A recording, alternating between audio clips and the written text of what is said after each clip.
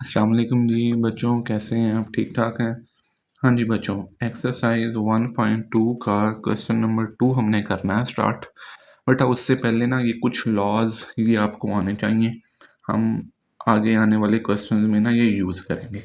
ठीक है, सबसे पहला लॉ ये कहता है कि अगर दो वैल्यूज़ मल्टीप्लाई हो रही हैं और उनकी पावर सेम है, ठीक है, तो वो पावर आप दोनों डिजिट्स पर डिस्ट्रीब्यूट कर सकते हो। ठीक है जी। क्या मतलब है इस बात का? इस बात का मतलब ये है कि फर्ज करो आपके पास लिखा हुआ 3 × 7 और दोनों की जो पावर बनती है वो बन जाती है फिफ्थ रूट। ठीक है, तो आप इस फिफ्थ रूट को बेटा दोनों पे डिस्ट्रीब्यूट कर सकते हो। आप लिखोगे 3 का फिफ्थ रूट मल्टीप्लाई बाय 7 का फिफ्थ रूट। ठीक है जी, number 1। Second one we have is अगर दो वैल्यूज डिवाइड हो रही हैं और उनकी पावर सेम है तो आप उस पावर को दोनों वैल्यूज पर डिवाइड कर सकते हो जी। ठीक है, ये जो n लिख रहा हूँ मैं, n का मतलब कोई भी नेचुरल नंबर हो सकता है, 1 2 3 4 5 6। ठीक है जी, कुछ भी हो सकता है, तो ये अलहदा-अलहदा करके लिखा जा सकता है। इसका क्या मतलब है अभी?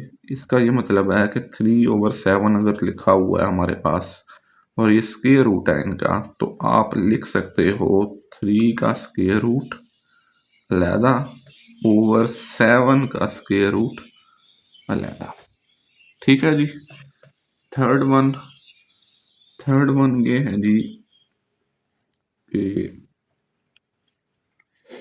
अगर एक डिजिट है और उसकी पावर है और वो पावर इस साइन के रेडिकल साइन के अंदर है और दूसरी तरफ उसका कोई और इंडेक्स है, तो आप इन पावर्स को, इस वाली पावर को बाहर भी लेके जा सकते हो, होल की पावर भी बना सकते हो। आप लिख सकते हो nth root of A whole's power n। ठीक है जी भाई, इसका क्या मतलब है? इसका ये मतलब है कि फर्ज करो आपके पास ये 3 का स्क्वायर है और इसके ऊपर इसकी फिफ्थ रूट है, तो आप क्या कर सकते हो? आप लिख सकते हो फिफ्थ रूट ऑफ 3 और होल का स्क्वायर। ठीक है जी। नेक्स्ट बेटा जी, हमारे पास अगर दोनों पावर्स a की पावर n और फिर nth रूट, ये दोनों पावर्स अगर सेम हैं तो हम इसको लिख सकते हैं a की पावर n ये वाली, और इसको 1/, की फॉर्म में लिखते होते हैं। ठीक है जी, 1/n। तो ये n इससे कैंसल आउट हो जाएगा, बचेगा a की power 1 which is equals to a। इस बात का ये मतलब हुआ कि फर्ज करो अगर लिखा हुआ है 5 का क्यूब और 5 का इधर बाहर क्यूब रूट है, तो 5 का क्यूब ऐसे ही आ जाएगा और बाहर क्या आ जाएगा, ये वाला जो 3 है ये 1/, की फॉर्म में आप लिख लोगे। ये दोनों इससे कैंसिल आउट हो जाएंगे आपस में और सिंपल क्या बच जाएगा आपके पास 5। ठीक है जी, तो बेटा ये लॉज ना आपने याद रखने हैं। हम अपने आने वाले क्वेश्चंस में ना किसी जगह पे किसी ना किसी स्टेप में ये लॉज इस्तेमाल कर रहे होंगे, हमें पता भी नहीं चलेगा लेकिन ये यूज हो रहे होंगे, ये बड़े इंपॉर्टेंट है। ठीक है जी। जी बेटा, नेक्स्ट हमारे पास है लॉज ऑफ इंडिसेस। ठीक है लॉज ऑफ इंडिसेस बेटा ये भी बिल्कुल वैसे ही।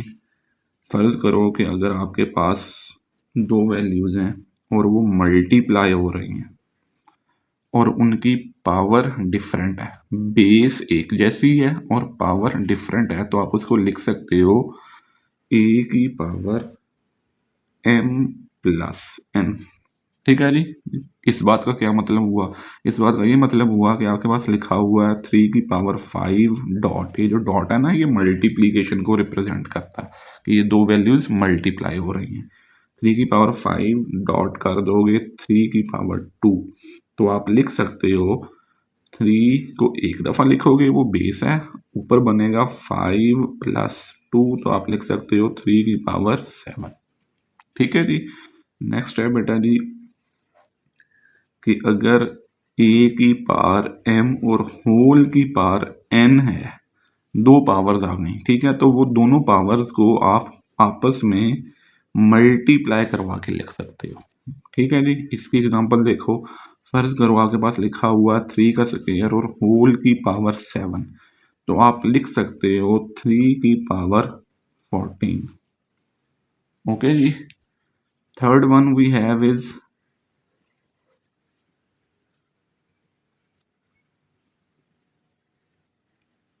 ए और बी होल की पावर n हो या सेम हो, दो वैल्यूज अगर वो मल्टीप्लाई हो रही हो और उनकी पावर सेम हो, तो आप उस पावर को दोनों पर डिस्ट्रीब्यूट करवा सकते हो, अलग अलग करके लिख सकते हो। ठीक है जी।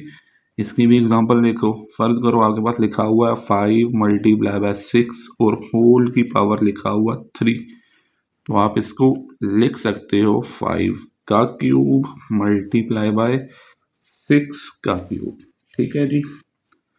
फोर्थ वन क्या बनेगी बेटा, फोर्थ वन बनेगी अगर दो वैल्यूज डिवाइड हो रही हैं और उनकी पावर सेम है, तो यहाँ पे भी वही रूल कि उस पावर को दोनों वैल्यूज पर अलग अलग डिस्ट्रीब्यूट करके लिखा जा सकता है। ठीक है जी। इसकी एग्जांपल देखो कि अगर आपके पास लिखा हुआ है 5/8 और होल की पावर है 4, तो आप इसको लिख सकते हो 5 की पावर 4/8 की पावर 4। ठीक है जी। इस तरह फिर फिफ्थ वन बेटा है, वो है कि a की पावर m ओवर a की पावर n, बेसिस सेम है, वो डिवाइड हो रही हैं और पावर्स डिफरेंट हैं, तो आप उसको लिख सकते हो a की पावर m माइनस n। ठीक है जी। इसकी एग्जांपल देखो जी, आपके पास लिखा हुआ है 2 का क्यूब ओवर आ जाएगा 2 की पावर 4, तो आप इसको लिख सकते हो 2 की पावर 3 माइनस 4। ठीक है जी। और सिक्स्थ वन जो लास्ट वन है बेटा, उसका ये मतलब होता है कि अगर किसी भी बेस की पावर 0 है तो आप उसको 1 लिखोगे। ठीक है। कैलकुलेटर अगर आपके पास आए तो चेक करो, कोई भी डिजिट लिखो और इसकी पावर करो 0, तो उसका आंसर आपको हमेशा 1 मिलेगा। ठीक है। तो ये हो गए बेटा हमारे लॉज ऑफ इंडिसेस, आपने ये चीज़ें भी याद रखनी है।